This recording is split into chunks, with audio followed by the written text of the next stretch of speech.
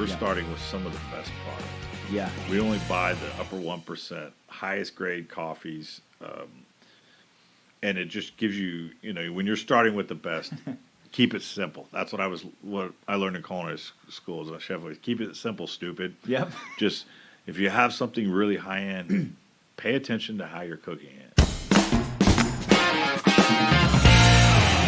Hey Islanders, and welcome to episode 121 of the Camano Voice. Today I speak with the head roaster of Camano Island Coffee Roasters. Please welcome Brian Morrison.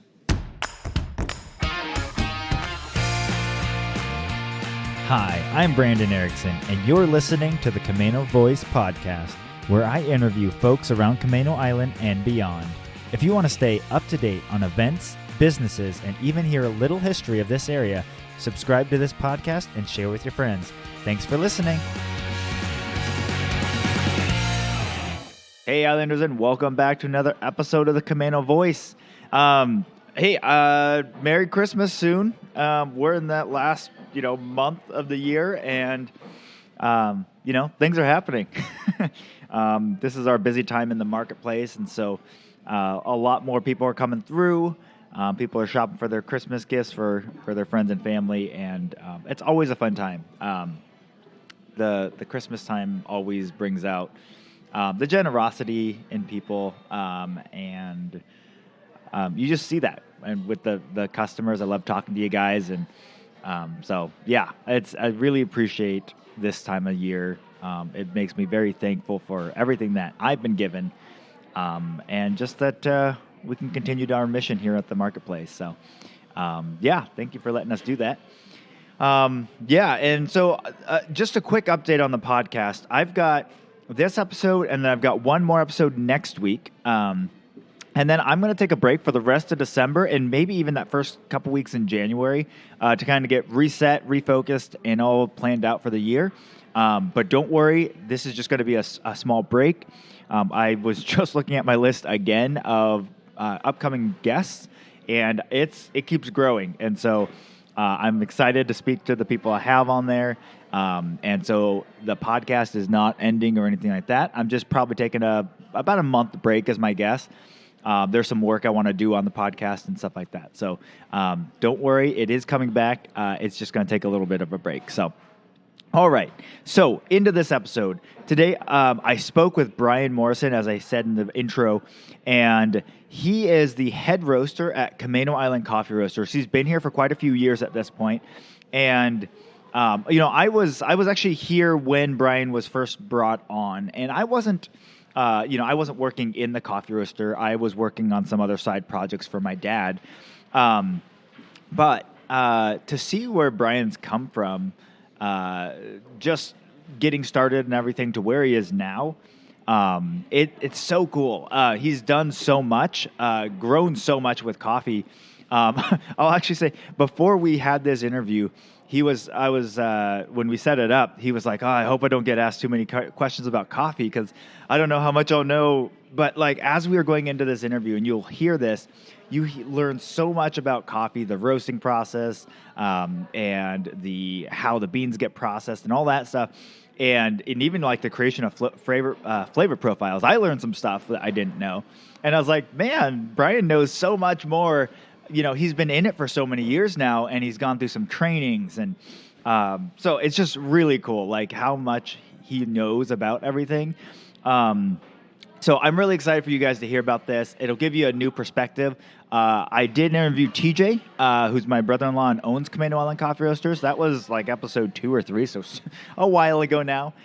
So you can go back and listen to that if you haven't already. But this gives you kind of a boots on the ground perspective of Camano Island Coffee. And so, I hope you guys really enjoy it. And without further ado, here's my conversation with Brian Morrison. Hey, Islanders, and welcome to another episode of the Camano Voice. Today I'm here with the head roaster of Camano Island Coffee Roasters. Welcome to the podcast, Brian Morrison. Thank you, Brandon. It's good to be here. Yeah. So before we get started, tell us a little bit about Brian. Well, I grew up in the Pacific Northwest down in Portland, but originally I was actually born in outside of Detroit in a suburb called Royal Oak, and we moved back to the West Coast when I was 3, which is where we stayed and until I was in high school. We moved to California, and was down there till I graduated, and then started college down in Texas at Stephen F. Austin.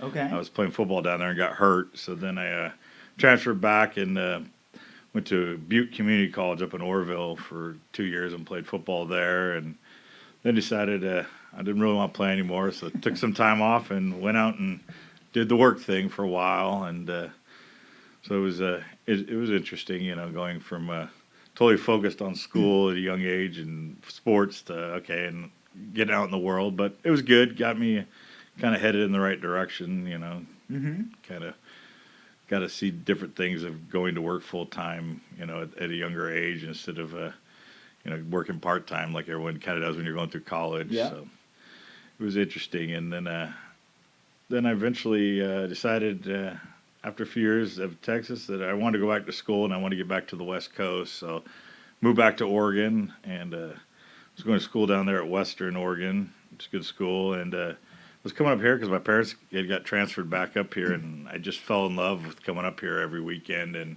how great the island was. So I moved up here and been in Stanwood Camano for 20 years now. Okay. So, and I really enjoyed it. And about 10 years ago, almost 12, I decided to go back to school and get a culinary degree. So I went to Skagit Community College and got my culinary degree in actual cooking, and I also got a whole restaurant management degree too from there at the same time. So did that and went to work. I was working at the college for a while as the TA for the culinary department. Okay.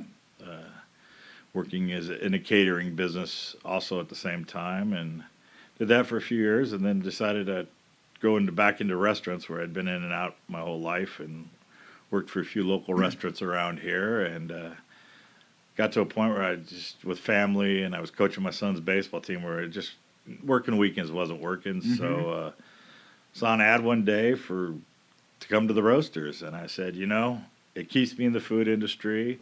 I love coffee, and came in and put my app in and got a call back, and that's been almost 7-8 years now that I've been here. So wow, I didn't realize it was that long now.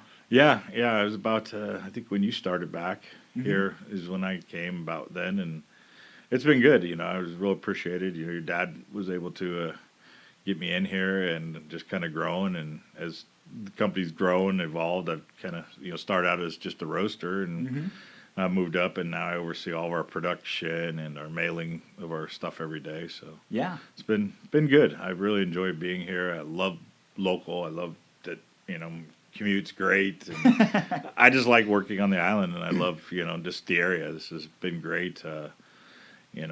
My stepson's really flourished. He came up here when he was first grade, and now he's junior in high school, and it's been great. Nice. I really love Stanwood Camano. It's just a great area to live, as from being here your whole life. Yeah, very cool. So, with growing up and kind of moving around, then, when as far as like Portland and that stuff, was that? How did you like growing up there and kind of living there? Were you like in the city of Portland? No, we were outside in Tigard, which is just a little bit south of Portland. Okay. Down the Tigard, Beaverton area. It was great. We moved back there in, I think it was 78, and then we left there in 90. And it was great. Oregon was still a pretty small state at the time when we were there, and we liked to be outdoors, so we did a lot of outdoor hunting, fishing. So it was nice growing up there. But it was time when we left. I was ready for a change, and moving to the Bay Area was good. Going to high school there because I got introduced to a lot of stuff. Our school, everyone was a minority there. We had so it was nice. I got to just interact with a bunch of kids.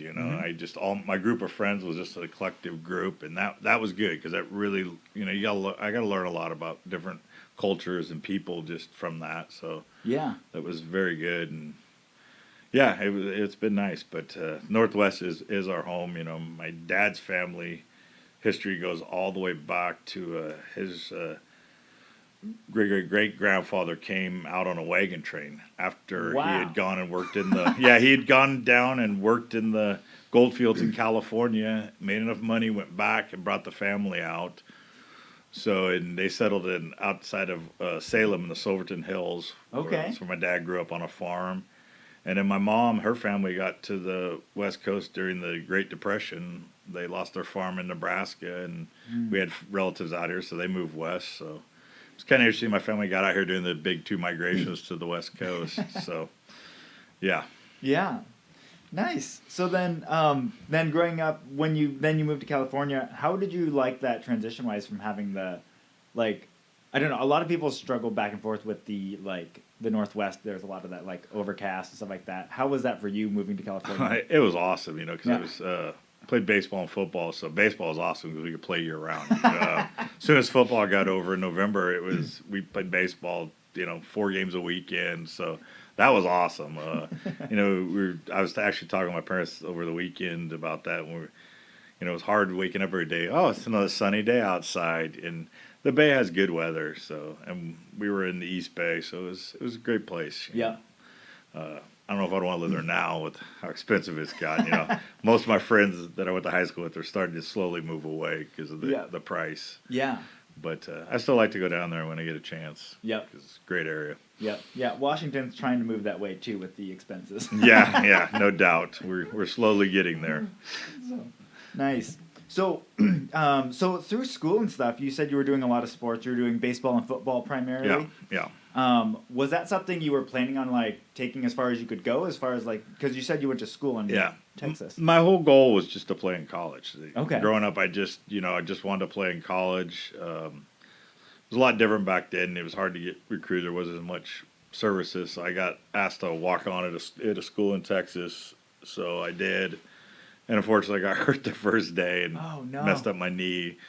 So I kind of came home and just had surgery and then recouped and had an opportunity. I had some friends that were out in Northern California at this school, and they were, one of the best in the nation. So I decided to try that. And I had some offers to play at some smaller schools up here in the Northwest after that, but I was just kind of ready for change in life. And, I wasn't into the workout so much in the off season. So Yeah. it was time to move on.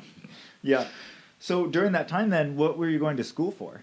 At that time, when I first started, it was actually forestry is what I wanted to go into. I had taken forestry classes in high school and was really interested in that and kind of was headed that direction. And then after I took the break and went to work, I realized that, getting a business degree would be probably better for me. So that's why when I went back to Western, I was in business. And then when I came here, that's when I originally went to culinary school, was to do the business side so I just had the degree and learned that. And I'd worked on and off in restaurants growing up. So, I kind of understood how to cook and everything pretty well. And I really had a good just knack for doing it. And so I just kind of fell in that, hey, man, I should stick with the cooking for a while. And it was fun.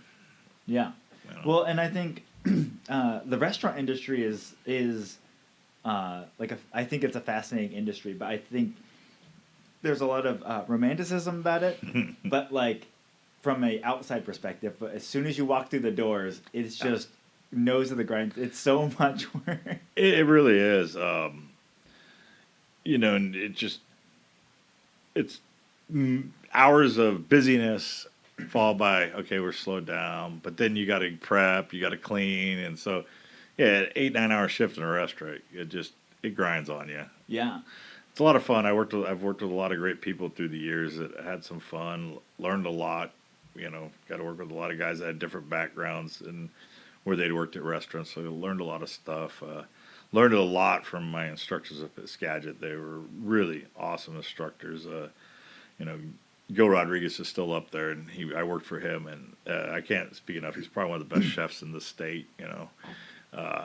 He just has a knack for, if you give him anything, give him 10 minutes, he'll come up with a 5-star meal on the spot. And it's been impressive, working with him with catering. We did some different caterings here and there, but it was always, where are we going? And all right, this is another adventure. So That's why I really liked the catering for that sense. Is every time it was always new, because we'd we'd prep at our central kitchen, but we'd go out and, okay, a lot of times I'd see the event venue that day, and then, okay, how I got to come up with a plan because I would handle front of house for him. So, how am I going to handle, what am I going to get my wait staff to do? And then just, get that set and just start getting everything prepped for dinner. And I really, really enjoyed that. Yeah. Was the catering, was that separate from Skagit?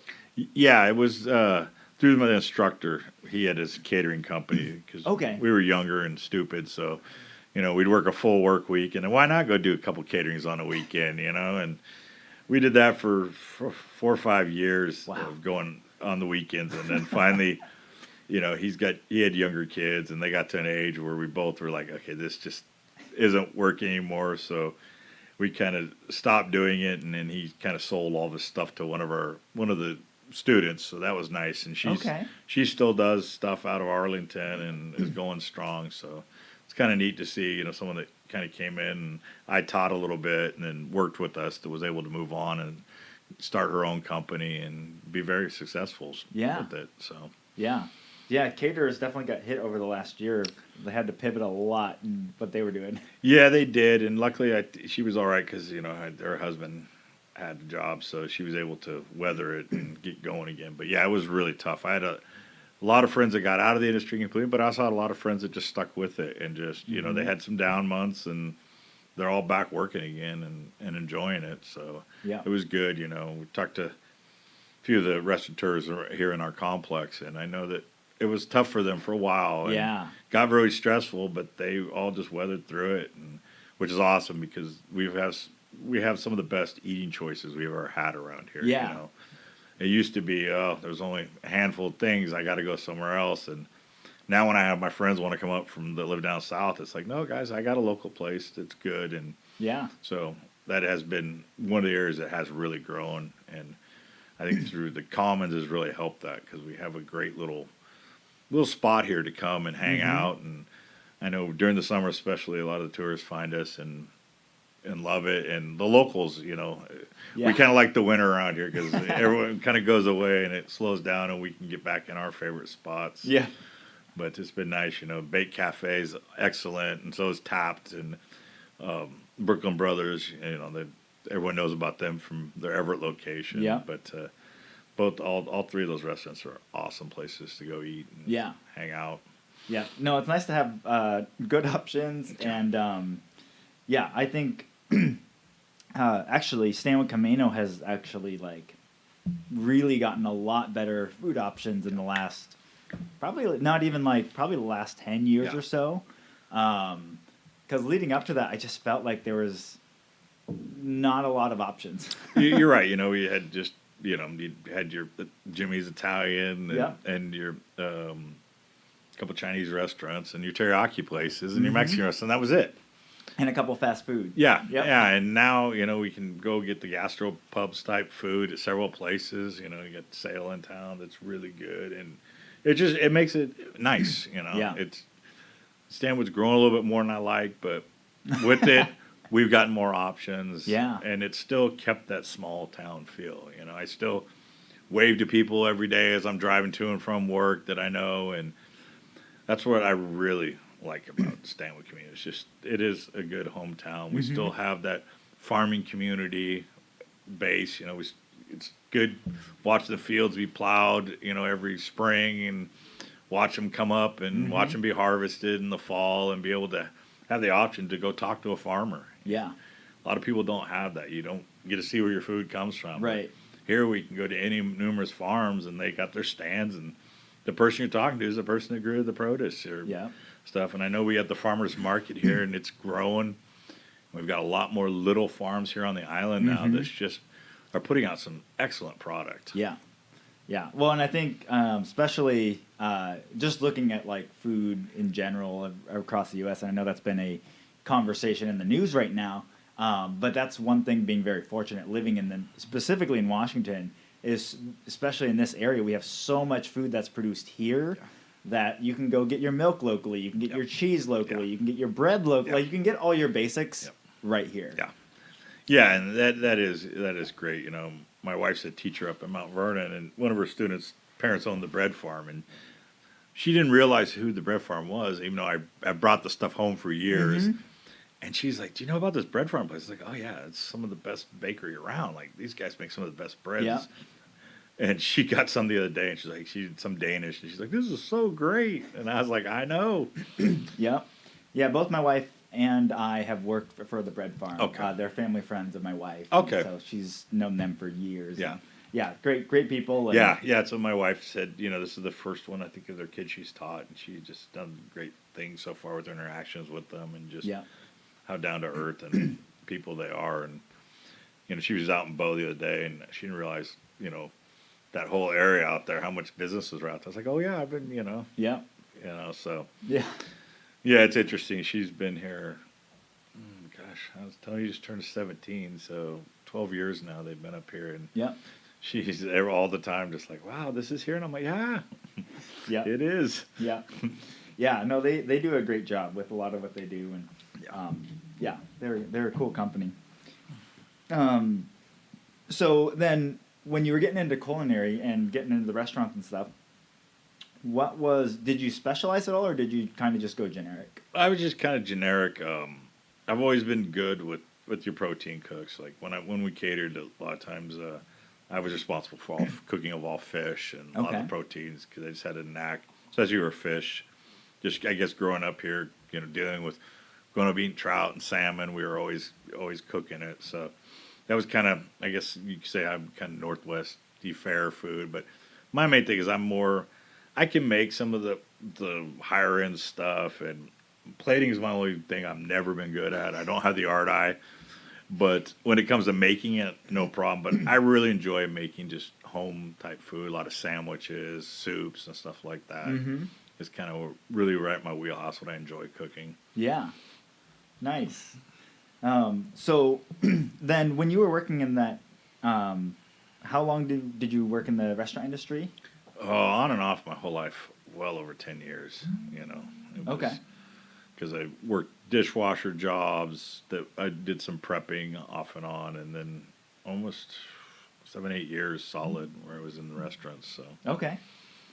long enough to know that it was time to look for something normal hours, and like I said, still stay in the food. And I was glad to move into coffee, because it is a lot like cooking. It's a lot of the same principles, and it still keeps me involved with food and being creative. So that's the nice thing about it. Nice.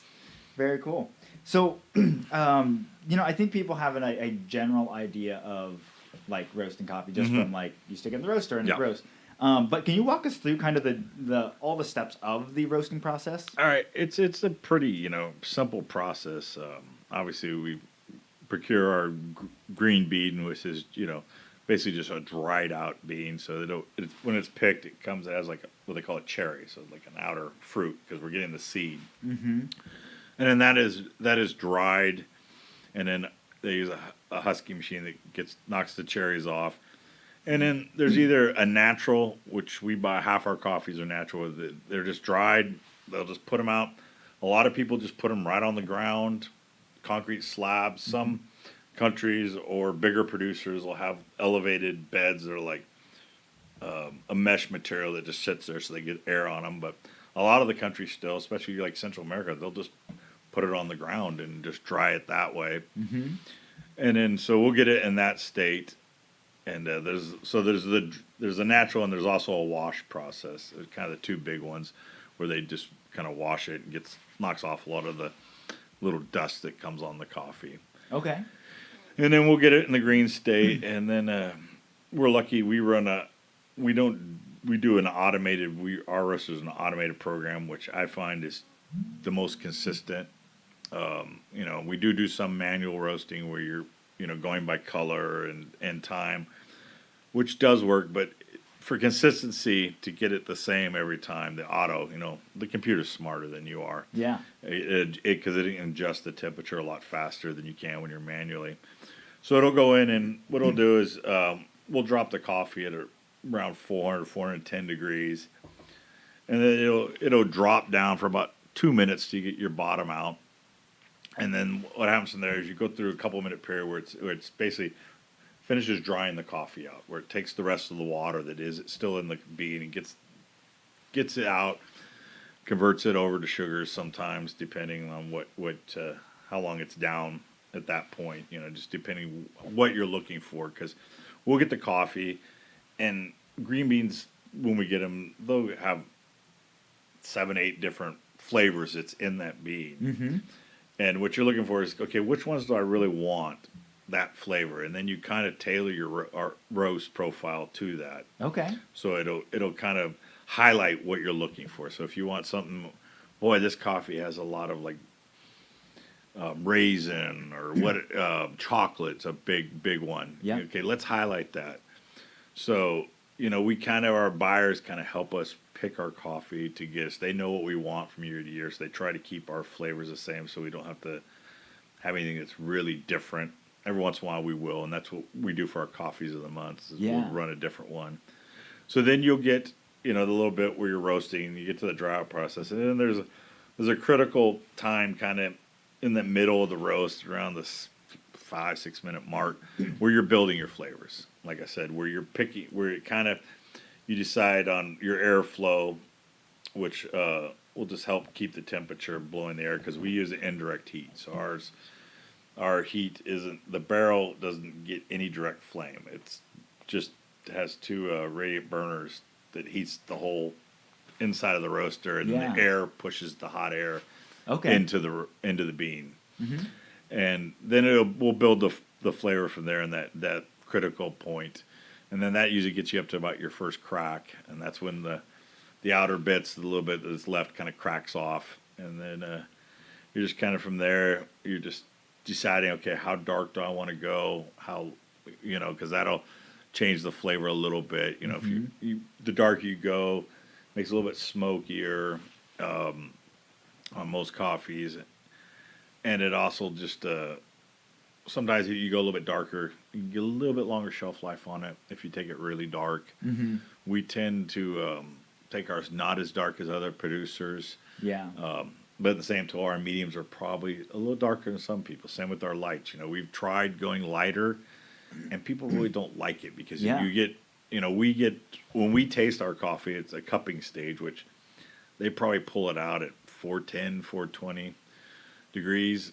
And it is there's so many, you've had it before, there's so much in there, it's so complex. Yeah.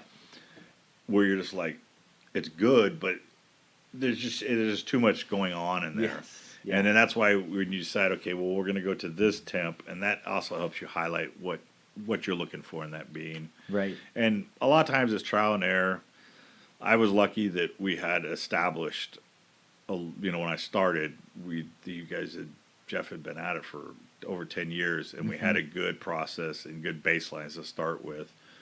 We finally just have upgraded to newer software, which we'll be installing on both. We have 2 roasters. We'll install on our other one after the first of the year. That gives us more leverage to play with stuff. So that when the weather is a little bit wonky, humidity's up, we can back something down, run it a little bit longer.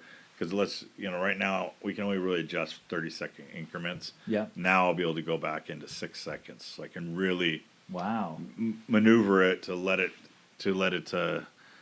adapt to the conditions. Because some days, if you do taste our coffee, sometimes it is a little bit different tasting. Some of that's just different lot numbers, different producers, But it tends to be, weather can affect it a little bit in the roasting process. Yeah.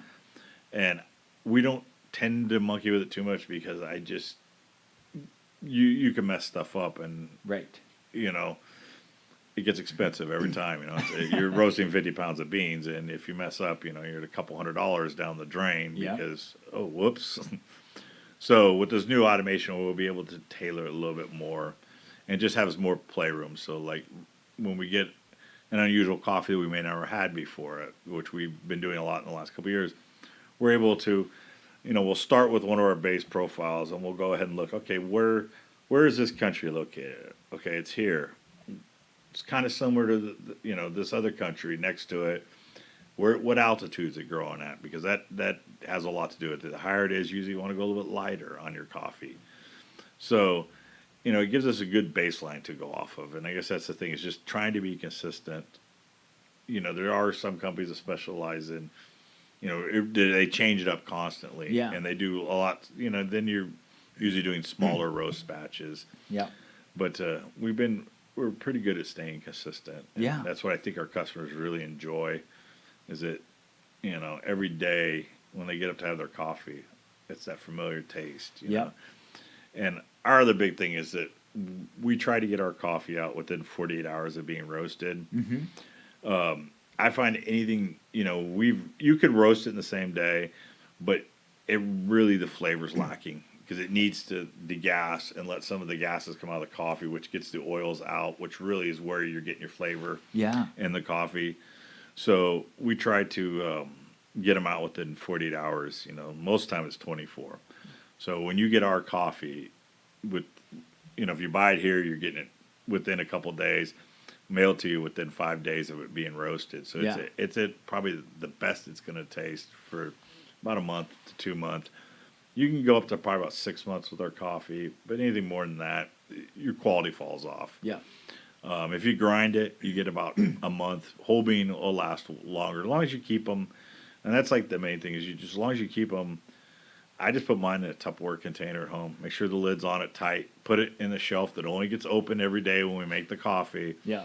So it's not getting the light because the light can mess it up. And you just, that makes the biggest difference, I think, is a lot of people put it in the freezer. We don't recommend that. I know in the past there's some new studies coming out of some freezing options for coffee that are just starting to come online that I've been reading about that could change how we think about that process. But from how we've always done it, it just doesn't, because plus you're going to pick up the smells in the freezer and other things. Yeah. But, drinking your coffee at its peak is you're going to get the best experience. We've all had that bad cup where who knows how long that coffee's been sitting and you get it, it's like, there's not something right, it just has an off taste to it. Yeah.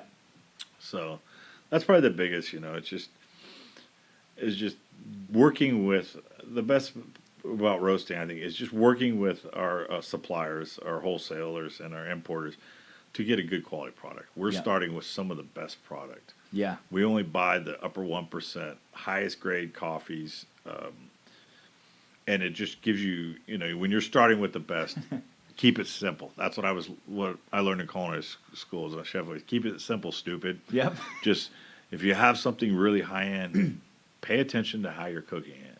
Yeah. And just leave it simple. And that's what we do here at Camano Island Coffee Roasters. We just simply roast the coffee and keep it as consistent as we can to give you the ultimate, because we're buying such good stuff that you don't need to flavor it or anything else. So if you just want to have a nice black drip coffee or a French press, it's good quality to start with. Yeah. Yeah.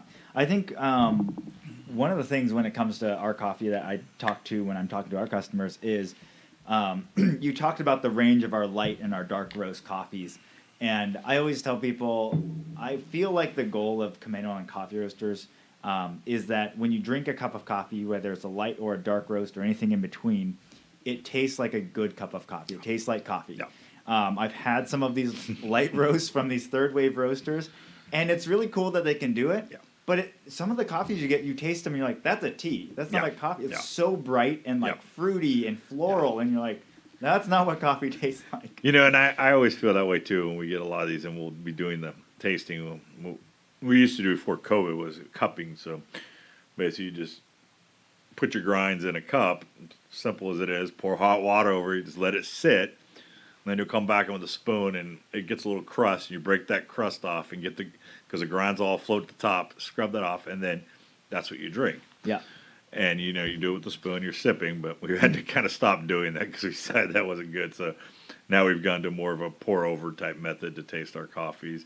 But you're right, half the time I get them, I'm like, well, we'll be sitting around the room, because when we do our tastings, I usually start with myself, TJ, our owner, will come in, and then my assistant roaster, who's really good at his job, will come in and we'll taste them, and then we bring in the whole staff and get everyone's opinion. If when we get down to we're thinking about we want to buy this, what's everyone think? Because everyone's taste buds are different, and I always have that problem when we drink a lot of these bright ones. Like, this is a tea, and it smells like tea when I'm brewing it, and I'm just like, I thought this was coffee, but yeah, I try to take everyone's opinion.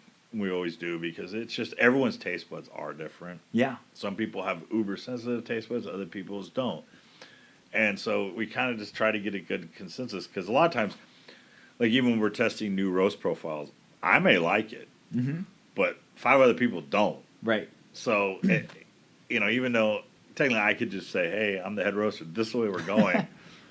That's no good if one out of 6 of us like it. Right. Probably not going to sell too well. Yeah. So we try to always get as many people as we can just to try it. I pull you guys over every once in a while because you've been at this since your dad started the company and have tasted a lot of coffee, and it just gets into the perspective. Like I drink my with cream. I'm an Americano drip person. Yep.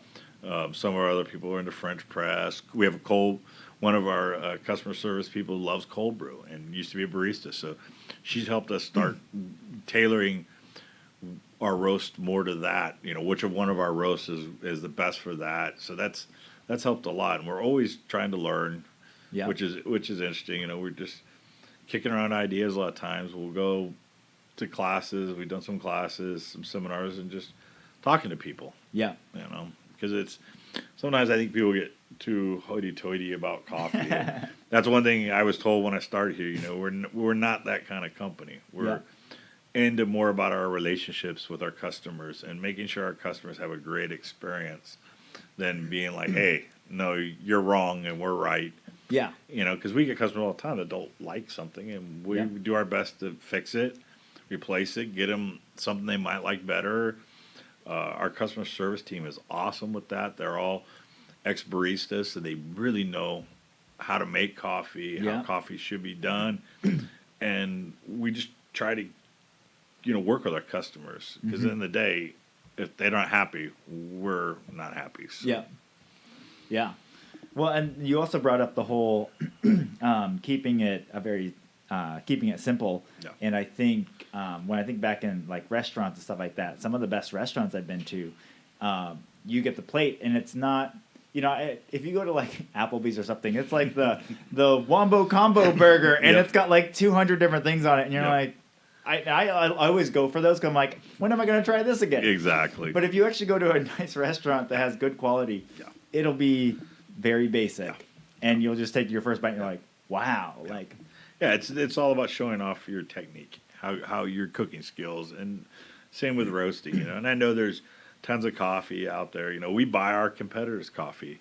Well, if I see something, I look at a few different weekly publications and daily publications, and like I found one in Texas the other day that was still using wood fire to roast their coffee. So I was like, well, I got to try that because I know there's a handful. There's one in Spokane that still does it, but there's only a handful. There's a couple in San Francisco. So I bought it, and it was different. I ended up buying an Indonesian coffee that I'd never had. So, but it was kind of what I expected. It had a good smoke flavor to it. It was different. It wasn't something I'd say I'd want all the time. Yeah. But it was cool to have every once in a while and just see their take on it. And that's what's kind of fun is that you meet other roasters and buy other people's product and okay, this is cool, and I guess I've never been that way where I'm just like our stuff is the greatest ever. Yeah. I know we have great product and we do a great job with it, but there's other people out there doing the same. And I think it's just that it's great that we have so many choices now for this stuff. It used to be when I was a kid, you went to the grocery store, there was your Folgers or your name brands, and that's what you drank. And now there's so many choices that you can really find something that really fits you. Yeah. Yeah. No, I'm the same way when it comes to bakery and espresso and stuff like that. Like I love when my wife and I go on vacation and stuff or with the family. Like I love stopping in the shops that are like ours because that's the shops I would normally stop in. Yeah. Exactly. Then I get to see what they're doing, how they do it. Yep. But like stopping at bakeries and stuff like that's what I do. We stop at every bakery we can, along the way, and so. We found some really, really good ones and stuff, and it's great because you're coming from a place of understanding what a good one should taste like, and so you can always base it, and you're like, okay, this is good, so.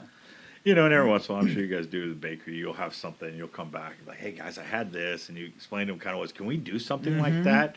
And it gets everyone kind of excited, because otherwise, yeah, as we all know, work can just be same thing, different day, Groundhog's Day. Yep. And it's good every once in a while to be able to throw in some fun stuff like that and get your creative juices going. That's why I really like working in a small company, because if I have something I want to try, we just go do it. TJ's very open just to let me try stuff. He's always open when I come to him with like, "Hey, we want to try a new process, or we want to change how we're doing this." Yeah. Usually I'll get together. I have a great team working for me. The girls that work for us, the ladies, are awesome. Our head of our shipping that runs our day-to-day shipping, Yvonne's been with the company since your dad started in the barn. And there's still stuff today that I'll go to her and, "Yvonne, have you seen this before?" "Oh, yeah." And she's such a great asset to have someone like that that's just been with us from day one, that she can remember stuff that no one else does, you know, and it makes it fun. We've got a really great team, and it makes my job a lot easier. Like when I'm going to be out of town for a couple of days, I don't have to worry. Like stuff, I can give them a loose plan, and when I come back, everything's been run perfect. There's always weird stuff comes up, but they plow right through it, and it makes it fun every day to come into work. Yeah.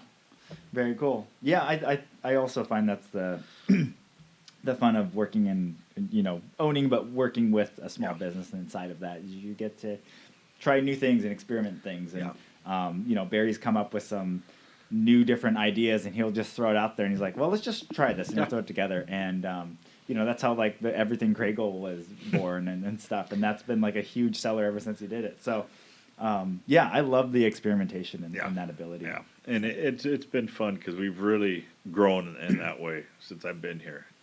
Just obviously the whole company's grown. Yeah, the marketplace is growing. From where it was when you guys first opened it to where it is now. Yeah, like I always recommend it to people, and there's still people that don't realize we're here. There's still people that ask me like, "Where do you work?" And I say, "Camano Island." "Is that on Camano Island?" I'm like, "Yeah." You drive right, and I explain, well, Terry's Corner right there. Yeah. They're like, "That's where you guys do it?" I'm like, "Yeah, that's where we do it." Yeah. We still have people come in today. They're like, "How much?" Like other roasters, especially. We just had one in the other day, and they were like, "How much are you guys doing a day?" And I'm like, "About 1,500 pounds a day." We roast batches of 50, so it's an 8-hour roast, and it's we could go with the bigger, but I really find that 50-pound really still keeps us on the small side. Yeah. And it still gives you some of that artisan feel to what you're doing every day, instead of pumping out like some of these bigger roaster companies, like a Cascade down in Everett. They're roasters you can walk inside. So, Yeah. Very cool. So there's two favorite coffee questions I want to ask you. The first one is, what is your favorite like standard coffee that we do? Mine that I drink, I'm a big fan of our Colombia.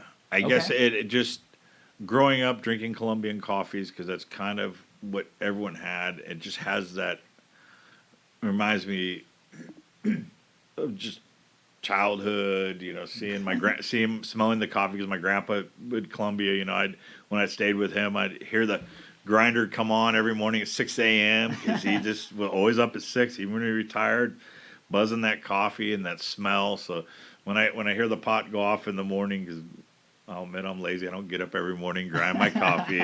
Everything's preset, so at 5:30 the coffee machine kicks on, and I can smell it. But I do like I love our African coffee. Is a really good one. Same with I love Ethiopian. Yeah. But that acidity level is so high, I can't drink a lot of it before it starts bothering me. And it's a shame, because that is the blueberry notes and stuff you get out of Ethiopian is just unbelievable. Yeah. Really kind of got into the Mexico that we've been getting. It's getting easier to find. The first year we did it, it was hard to get. It's starting to get more popular, and it reminds me a lot of, I know a lot of people like Guatemalan coffee. I find it to be a little earthy for me, and the Mexico is a little bit less earthy, because it's growing right down in the southern part of Mexico, so right be similar to growing conditions in Guatemala. So they're real similar, but yet different. Yeah. So that's one that I've really kind of, when we have it, I drink a lot of it. Yeah. We're hoping we're going to have it all the time now. We're still working on making sure we can secure a good source for it. But we got a few things we'd like to try, maybe a light and a dark on that. We've messed around with in the past that we're pretty close on. And our new holiday coffees are going to be, we've got to, for the first time, our holiday medium is going to stay the same. It's a Papua New Guinea based that we've done for years. Yeah. But we decided to try something new for the dark side this year. And it's going to be it's going to have Papua New Guinea in it, some Honduras, and some Sumatra this year. So we're kind of going all over the board on countries of origin. It seemed to blend real good. It's got a good chocolate taste to it. I'll give credit to Will. Will came up with that one, and he was kind of messing around and had an idea. And I was like, he kind of ran it by me. I was like, run with it. Let's try it. It makes sense. The flavor notes should work together, and it came together. So I'm really hoping people like it. We've done a Brazil-based dark in the past, and I like Brazil. It's a great coffee. It's like a body coffee. Good espresso blend will have, which ours does.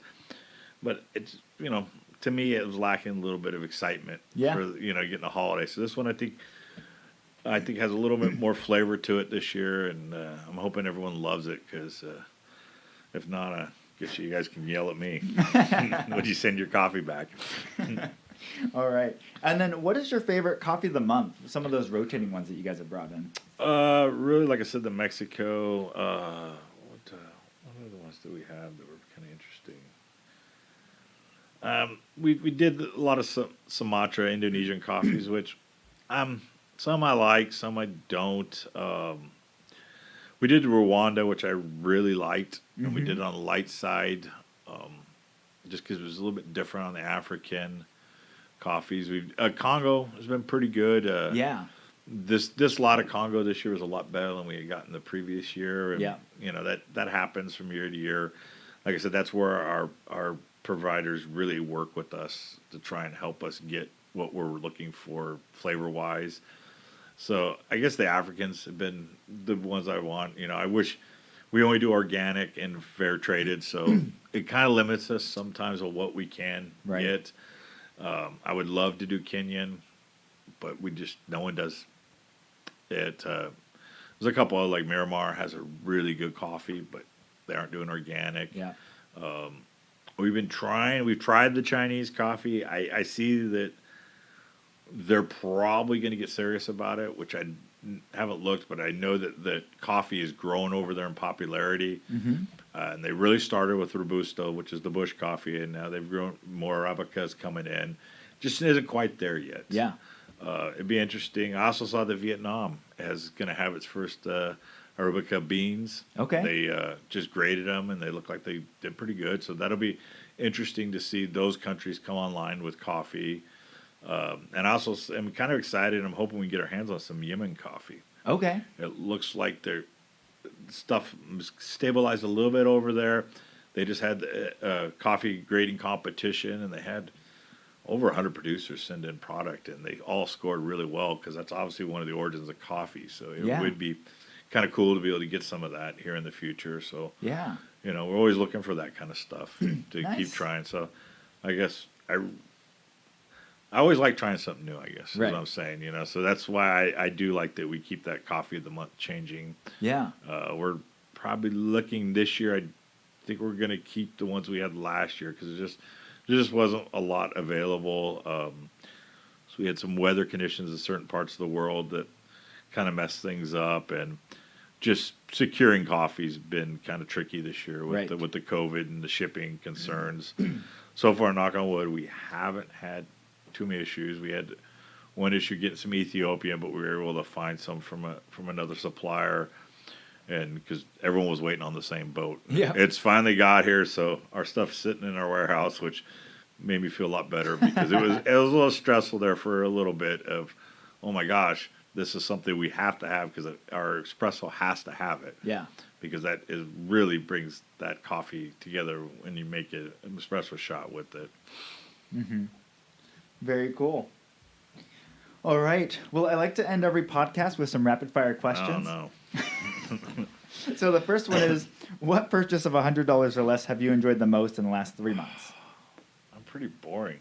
I'm probably going to say the new socks I just bought to head up to the woods this weekend with my dad and his buddy who they've been hunting and fishing together for, I'm all in mine now, 46, so 42 years. Okay. So it'll be kind of fun. I only get to see Dave once a year, so I'm looking forward to that. But yeah, probably these new socks. 'Cause Nice. I went and bought some nice merino wool ones. Oh, so there you go, like, yep. I was like, all right.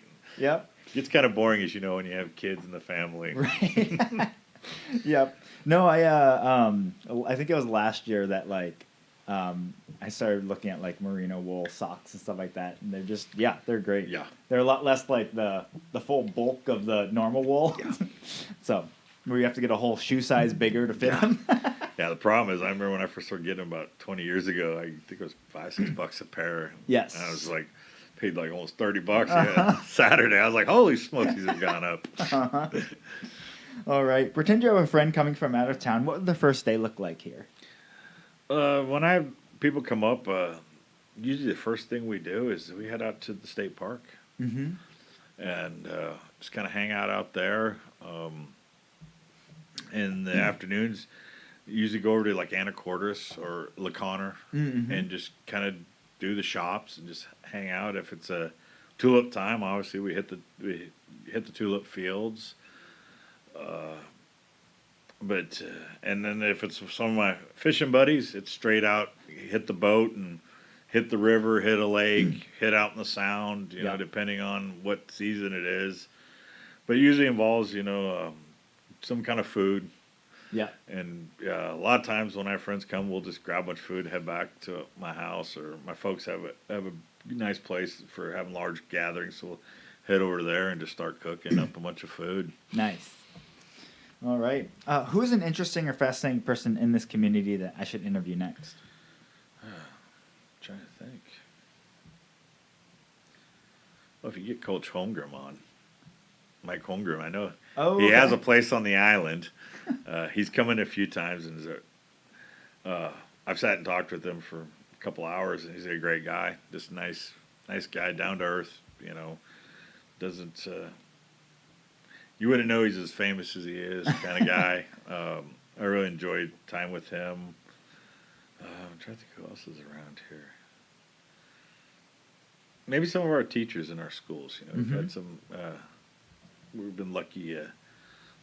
Olivia, I have one of our workers. Her dad's been a longtime principal in Stanwood, Mr. Hanzelli, and my son was his principal, and he's a really interesting guy. He's been in Stanwood for years and does an excellent job. Nice. Very cool. All right. And lastly, what piece of advice would you give your 20-year-old self? Probably just to enjoy more when I was younger. Sometimes you would just always not taking the time to look around and enjoy what was happening and step back and, wow, this is pretty neat. I guess as you get older, you realize those moments where you just step back and it can be just small stuff and be like, wow, that was neat.